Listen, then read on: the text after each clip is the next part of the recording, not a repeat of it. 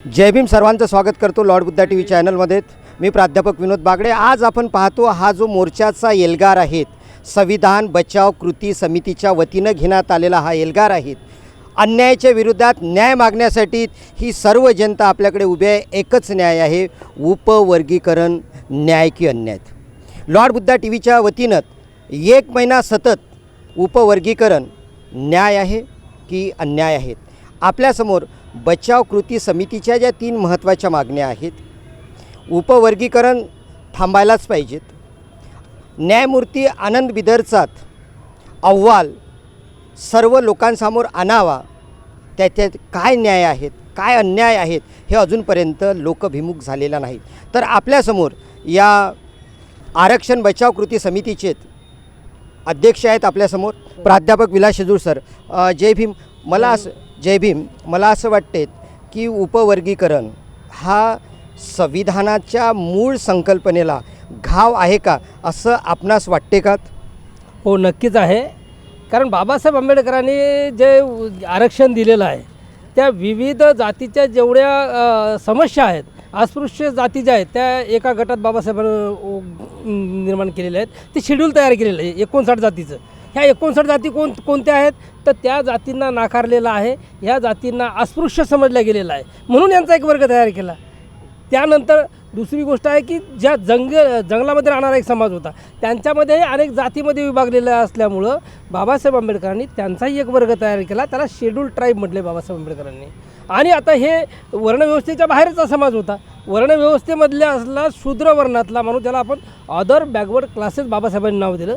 त्या other backward क्लासेसमध्ये सुद्धा अनेक जाती आहेत, त्या जातीचा सुद्धा बाबासाहेब आंबेडकरांनी एक वर्ग तयार केला आणि त्यांना अदर ओबीसीमध्ये टाकलं गेलं। म्हणजे बाबासाहेब आंबेडकरांनी आजपर्यंत जगामध्ये जेवढ्या क्रांत्या झालेल्या आहेत त्या सर्वच्या सर्व क्रांत्या वर्गाने केलेल्या आहेत। आणि भारतामध्ये क्रांती काय झाली नाही, सामाजिक बदल का नाही झाला? कारण भारतात जाती व्यवस्था असल्यामुळं एक जात दुसऱ्या जातीची द्वेष करते आणि म्हणून बाबासाहेब आंबेडकरांनी डिकास्टिझम हे धोरण दिलेलं होतं। आणि या अशा प्रकारची संरचना करून आणि त्यांना हक्क आणि अधिकार देऊन आरक्षण देऊन त्यांच्यामध्ये समता प्रस्थापित करण्याचा संविधानाचा उद्देश होता।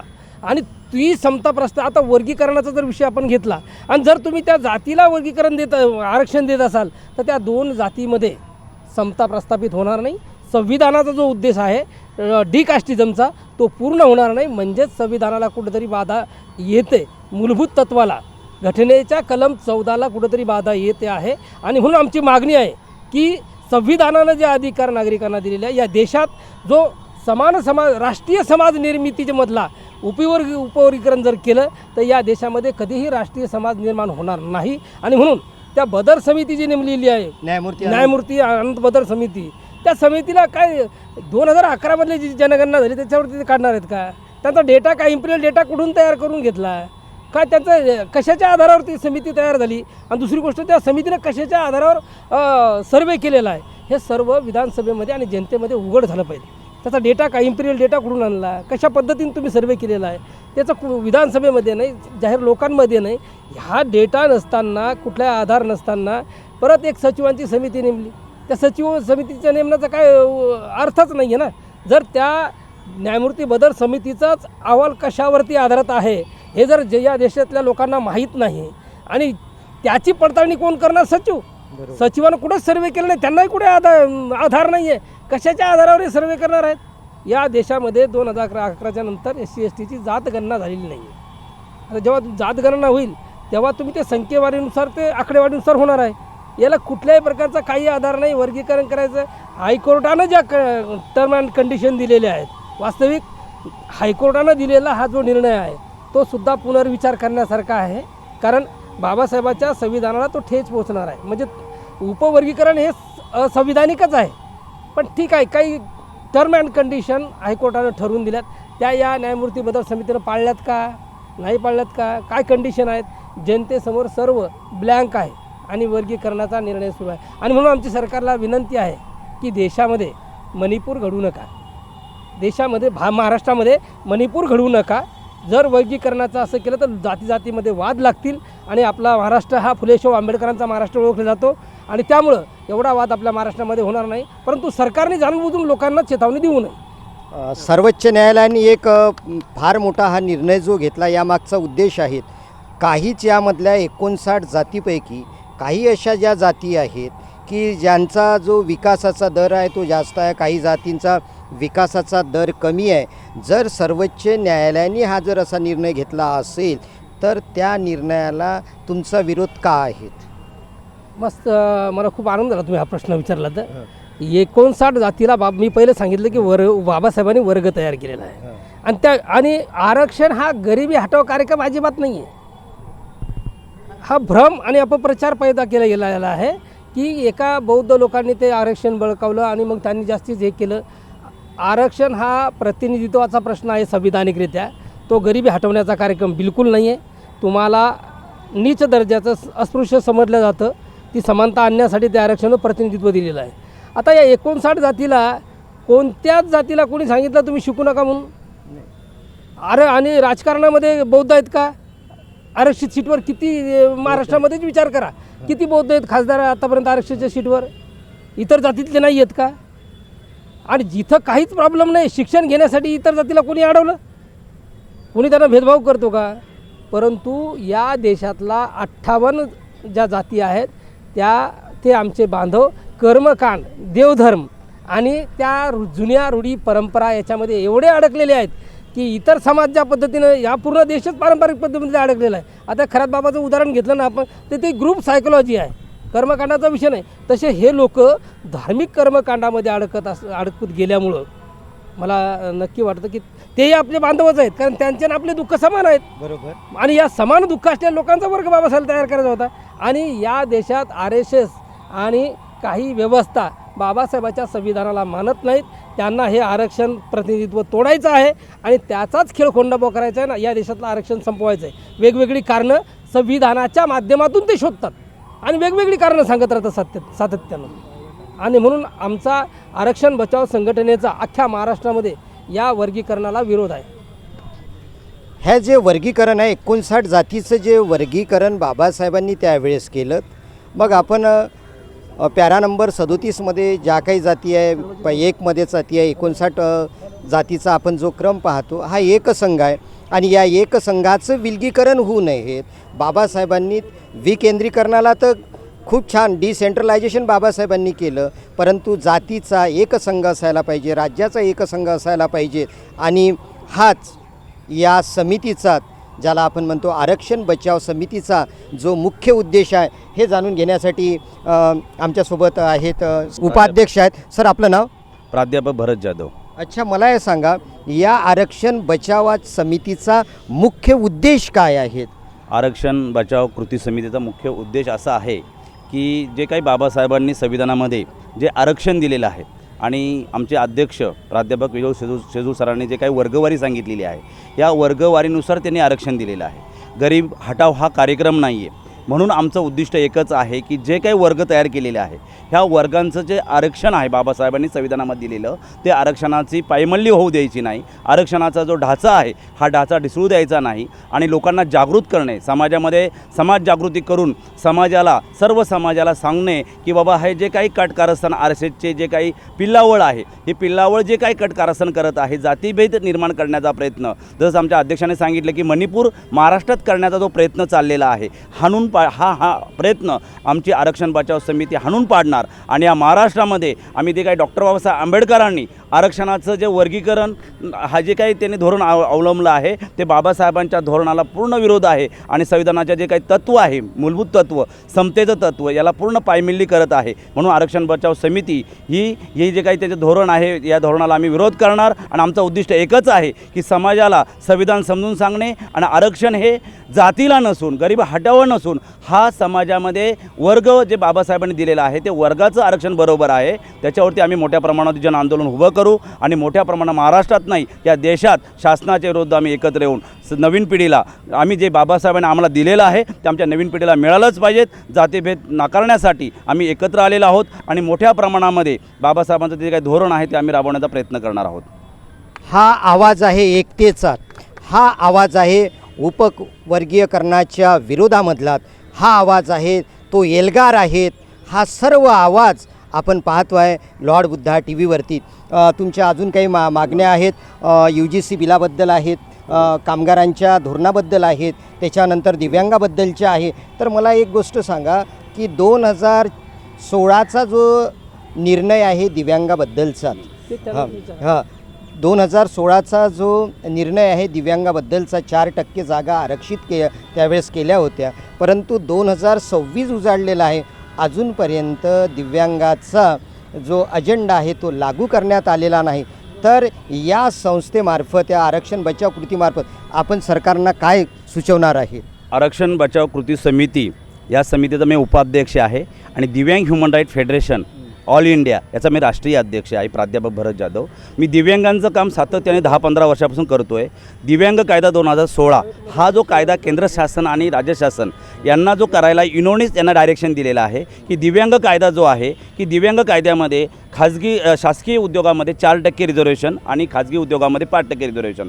तो 5% जो रिझर्वेशन आहे दिव्यांगांचं हे प्रत्येक क्षेत्रात आहे. मग दिव्यांगांना जे काही भूमी आहे, भूभाग जो आहे, या भूभागामध्ये जे घरं असतात, स्टॉल असतात, गाळे असतात, हे फ्रीमध्ये त्यांना 5% उपलब्ध करून द्यायचे असतात. त्याचप्रमाणे जो काही प्रत्येक महानगरपालिका, मग स्थानिक स्वराज्य संस्था, ग्रामपंचायत, पंचायत समिती, महानगरपालिका, नगरपालिका या सगळ्यांमधून जो काही राखीव निधी असतो, रिझर्व्ह फंड म्हणतात त्याला, हा 5% राखीव निधी हा दिव्यांगांना अनुदान म्हणून द्यायचा असतं. परंतु महाराष्ट्र शासनामध्ये किंवा भारतामध्ये ज्या काही नगरपालिका आहे, महानगरपालिका आहे, स्थानिक स्वराज्य संस्था आहेत, यांचा निधी अनुदान म्हणून दिला जात नाही. तो राखीव निधी हा दुसरीकडे वळवला जातो. त्याचप्रमाणे दिव्यांगांच्या जागा ज्या भरल्या गेलेल्या आहेत, 4% शासकीय आणि 5% खाजगी, याच्यामध्ये फक्त 1% जागा भरल्या गेलेल्या आहेत आतापर्यंत. परंतु जागा नोकरीच्या न भरता त्यांनी त्या ठिकाणी डुप्लिकेट लोक म्हणजे खोटे प्रमाणपत्र बनवलेले लोक त्या ठिकाणी भरले गेलेले आहेत आणि जे खरे लाभार्थी दिव्यांग आहेत त्यांना कुठल्याही प्रकारच्या नोकऱ्या दिलेल्या नाहीत. त्याप्रमाणे आम्ही आरक्षण बचाव कृती समितीचं धोरण एकच आहे की दिव्यांग कायदा 2016 जो आहे त्या नोकरी संदर्भात असतील, घराच्या संदर्भात असेल, जागेच्या संदर्भात असेल, शिक्षणाच्या संदर्भात असेल आणि त्यांच्या मूलभूत जे काही समानता, त्यांच्यावर जो अन्याय केला जातो, त्यांना अपमानित केलं जातं, तर 2016चा कायदा काय सांगतो की त्यांना सन्मान दिला पाहिजे, दिव्यांगांना सन्मान दिला पाहिजे, त्यांना जगू दिलं पाहिजे, त्यांचा उदरनिर्वाह झालं पाहिजे, त्यांना समाजामध्ये प्रतिष्ठा मिळवून दिला, हा शासनाचं कर्तव्य आहे. परंतु शासन दिव्यांगांचा फंड, शासनामध्ये सुद्धा 5% फंड हा राज्य शासनामध्ये आहे, केंद्र सरकारमध्ये 5% फंड आहे. मग आमचा फंड जातो कुठे? देशातला, जगातला आणि राज्य शासनाचा, केंद्र शासनाचा 5% फंड आमचा जातो कुठे? म्हणजे याचा अर्थ असा आहे की आमच्या नावावरती हे फंड कुठेही खर्च करतात, दिव्यांगांवरती अन्याय केला जातो. आमचं एकच आरक्षण बचाव कृती समितीला आम्ही जाहीर पाठिंबा दिला आणि आरक्षण बचाव कृती समितीचं आमचं धोरण एकच आहे की जागतिक लेवलला जे युनोने सांगितलेलं आहे भारत सरकारला, त्याचं जर त्याची पायमल्ली होत असेल तर आम्ही वेळ आली तर स्थानिक संयुक्त राष्ट्रसंघामध्ये म्हणजे इनोमध्ये जाऊ आणि आम्ही आवाज उठवू की दिव्यांगांवरती ह्या भारत सरकार आणि राज्य सरकार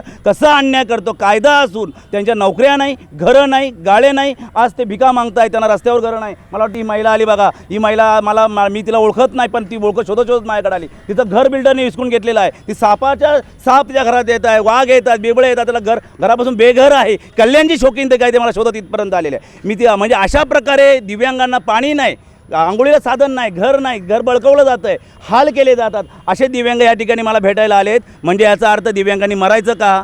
म्हणजे मानवी मूल्याचं पायमल्ली ह्या ठिकाणी राज्य शासन आणि केंद्र शासन करत आहे. म्हणून दिव्यांग कायदा हा कडक करावा आणि दिव्यांगांची पडताळणी झालीच पाहिजे अशी आरक्षण बचाव कृती समितीच्या माध्यमातून आम्ही शासनाकडे, राज्य शासनाकडे आणि केंद्र सरकारकडे मागणी करतो आहे. वेळ आली तर आम्ही पूर्ण देशामध्ये दिव्यांगांना घेऊन 5% दिव्यांगांना रस्त्यावर उतरू आणि संविधान कायद्याने आम्ही पुन्हा लढा देऊ. एवढं बोलून मी थोडं 2 शब्द थांबतो. धन्यवाद. आपण पाहतोय दिव्यांग म्हणजे अपंगत. बऱ्याच वेळा काय होतं आहे, डॉक्टर बाबासाहेब आंबेडकरांनी जेव्हा मजूर मंत्री होते तेव्हा कामाचे 8 तास होते. या नवीन कामगार धोरणानुसार आज 12 तास झालेले आहेत. म्हणजे कुठे कामगारांची पायमल्ली होत आहेत, कामगारांना तो योग्य प्रकारचा न्याय मिळत नाही आहे. तर आरक्षण बचाव कृती समितीचे आमच्यासोबत सचिव आहे. जय भीम सर. जय भीम. आपलं पूर्ण नाव? मी प्रताप नितनवरे, आरक्षण बचाव समितीचा महासचिव. मला एक सांगात की हे जे गव्हर्नमेंटनी धोरण कामगाराविरुद्ध आणलेलं आहे, या धोरणावरती तुमचं मत काय आहे आरक्षण बचाव समिती कृतीकडनं? आरक्षण बचाव समिती ही कामगार विरोधी जे धोरण आहे त्या धोरणाच्या विरोधात रस्त्यावर उतरलेली आहे. 21 नोव्हेंबर 2025 रोजी यानं सेंट्रल गव्हर्नमेंटनं 4 कामगार संहिता अंमलात आणल्या. त्या 4 कामगार संहितामध्ये पहिली वेतन संहिता आहे. त्या वेतन संहितेमध्ये असं आहे की 50% वेतन, बेसिकच्या 50% वेतन याच्यामध्ये CTCमध्ये टोटल याच्यामध्ये ॲड झालं पाहिजे. त्याच्यामुळं EPF आणि हे EPF वाढतं आहे आपलं, पण नेट पेमेंट जे हातात येणार आहे ते कमी होतं आहे. दुसरी आचारसंहिता आहे कामगाराचे समान तास. डॉक्टर बाबासाहेब आंबेडकरांनी मजूर मंत्री असताना अनेक ठिकाणी कायदा निर्माण केला असा की मजुराला जास्तीत जास्त 8 तास काम करायला पाहिजे. पण आज हे जे 21 नोव्हेंबरला हे जे शासनानं दुरुस्ती केली त्या कायद्यामध्ये, आज संहिता लागू केली, ह्या संहितेमध्ये 12 तास, इव्हन काही ठिकाणी 16-7 ताससुद्धा काम करू शकेल अशी प्रोव्हिजन केलेली आहे. याच्यामुळं कामगाराची खूप पिळवणूक होते आहे. त्याचप्रमाणे तिसरा महिलाविरोधी एक कायदा या कामगार आचारसंहितेमध्ये या शासनानं आणलेला आहे. ह्या महिलाविरोधी याच्यामध्ये एकतर पहिला कायदा होता 1948चा जो फॅक्टरी ॲक्ट आहे. त्या फॅक्टरी ॲक्टनुसार महिला संध्याकाळी 7 ते सकाळी 6 वाजेपर्यंत कामाला अलाउड नव्हतं महिलेला. रात्रीची शिफ्ट महिलाला अलाउड नव्हती.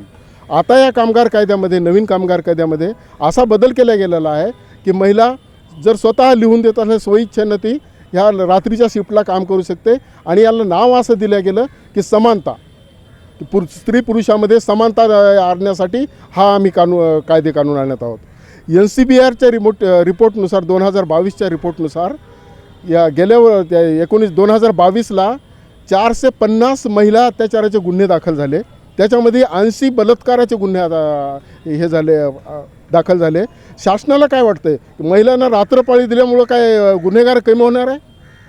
आणि त्याच्यामध्ये डिक्रिमिनलायझेशन असं एक संकल्पना आलेली आहे. डिक्रिमिनलायझेशन म्हणजे काय, या शासन असं म्हणतं की महिलांना जर रात्रपाळी दिले तर गुन्हेगारी कमी होणार आहे.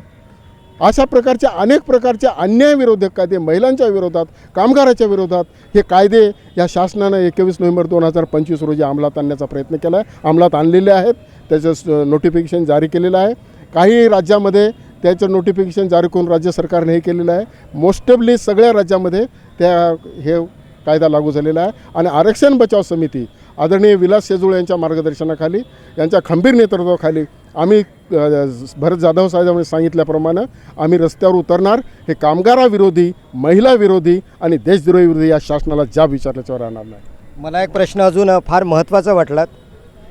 महाराष्ट्र शासनाने किंवा केंद्र शासनाने की हे जर 16 तास कामाचे केलेत, 16 तास काम केल्यामुळे परकीय गुंतवणूक वाढेल आणि रोजगाराच्या संधी वाढेल, असं जर राज्य सरकारचं किंवा केंद्र शासनाचं मत आहे, यावर तुमचं मत काय आहे? जर कामाचे तास वाढले तर परकीय गुंतवणूक ही वाढेल असं त्यांचं मत आहे. तर कशी परकीय गुंतवणूक वाढेल? कामगारांचं पिळवणूक नाही का होणार? कामगार 12 तास 16 तास काम कसा करू शकेल? 8 तासाचा जो परफॉर्मन्स देऊ शकतो तो परफॉर्मन्स तो 16 तास कंटिन्यूस देऊ शकतो का? तो परफॉर्मन्स नाही देऊ शकत. आणि हे चुकीचं प्रेझेंटेशन केलं जातं आहे. या कायद्यामध्ये चुकीचं हे केलं जातं आहे की हे 16 तास 12 तास आणल्यामुळं हे फक्त भांडवलदार जे आहेत त्यांच्या सपोर्टला हे कानून आणलेलं आहे. आता दुसरा एक प्रश्न आहे याच्यामध्ये, जो संपाची जे पूर्वी हे होती, संप करण्याची मुभा होती कामगारांना, ती संप करण्याची मुभा आता राहिलेली नाही. आता कामगारांना अधिकृतरित्या 60 दिवसाची नोटीस द्यावी लागेल एम्प्लॉयरला.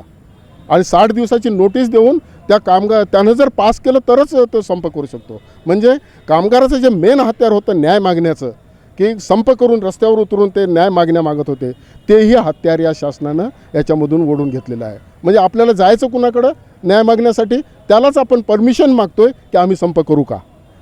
अशा प्रकारचे अन्यायकारक कायदे आहेत. त्याच्यामुळे हे आरक्षण बचाव समिती ही या रस्त्यावर उतरून या कायद्याला विरोध करत आहे.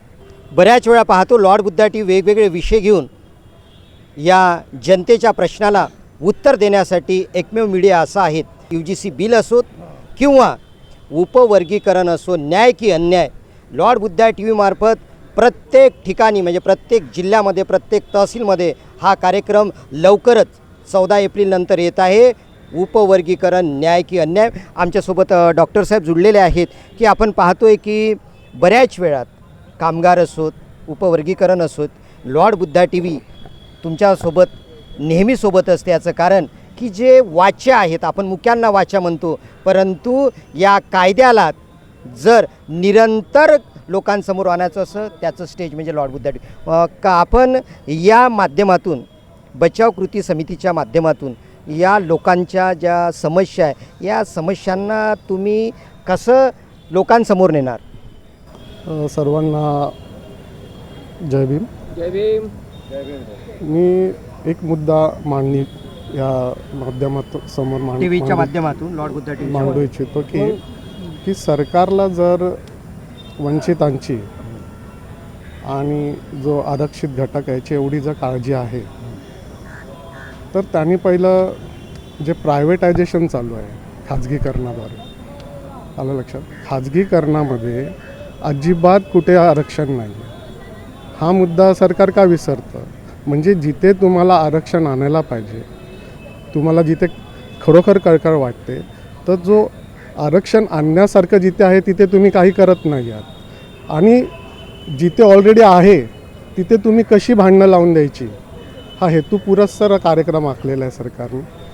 तर माझं मत आहे की ठीक आहे, प्रायव्हेटायझेशन करा, पण त्याच्यात पण जो वंचित घटक आहे, SC ST OBC आहे, त्यांना तुम्ही आरक्षण द्या. तर लोकांचा पोटा पाण्याचा, शिक्षणाचा, जे बाबासाहेबांनी शिवाजी महाराजांना आणि छत्रपती शाहू महाराजांना जे अपेक्षित गोरगरिबांचं जे त्यांना जे वरती आणण्याचा जो कार्यक्रम होता तो खलास सफल होईल असं मला वाटतं. यानंतर परत एकदा मी प्राध्यापक विलास शेजूळ सरांकडे येतो आहे की UGC बिल ॲक्ट जो आहे तो रद्द करा. याबाबत लॉर्ड बुद्धा टीव्हीनी प्रत्येक शहरात चर्चासत्र चालवलं होतं. तर UGC बिल रद्द करा असं आपणास का वाटतंय?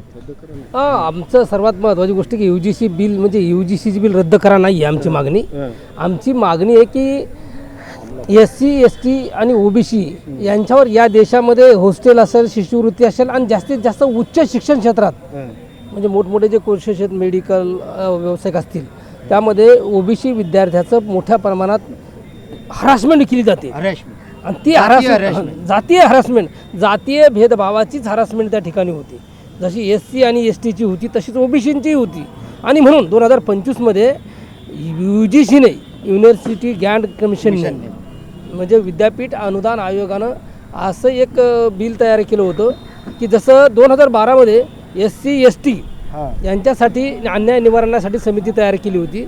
या समितीमध्ये UGCनं नव्यानं OBCचा समावेश केला आणि मग SC ST आणि OBC अशा सर्व विद्यार्थ्यांचं हरासमेंट होणार नाही आणि त्या बिलामध्ये एक समिती नेमण्यात आली. हरासमेंटच्या विरुद्ध एक समिती नेमण्यात गेली आणि त्या समितीमार्फत त्यांची हरासमेंट थांबवल्या गेली पाहिजे. आणि 24 तास सेवा, 15 दिवसात त्याचं निवारण एखाद्या विद्यार्थ्यावर जर अन्याय झाला तर. ह्या ज्या टर्म अँड कंडिशन UGCनं टाकल्या होत्या त्यामुळं सवर्ण विद्यार्थ्यांनी त्याला विरोध केला आणि विरोध करून ते बिल हायकोर्टामध्ये सध्या स्टे आलेला आहे त्याला. आणि आमची मागणी आहे की SC ST बरोबरच OBCच्या विद्यार्थ्यांनाही उच्च शिक्षण मिळालं पाहिजेत, त्यांनाही त्या सुविधा मिळवल्या पाहिजेत. आणि म्हणून हे जे बिल आहे UGCनं जसं तयार केलं होतं जसंच्या तसं लागू करण्यात यावं अशी आमची आरक्षण बचाव समितीची प्रमुख मागणी आहे. आरक्षण बचाव समितीचा हा जो आवाज आहे, हा आवाज शासनापर्यंत पोहोचावा, जनसामान्यापर्यंत पोहोचावा, यासाठी प्राध्यापक विनोद बागडेसह व्हिडिओ जर्नलिस्ट रुपेश गावंडे. जय भीम, जय भारत, नमो बुद्धाय. आप देख रहे हैं लॉर्ड बुद्धा टीवी.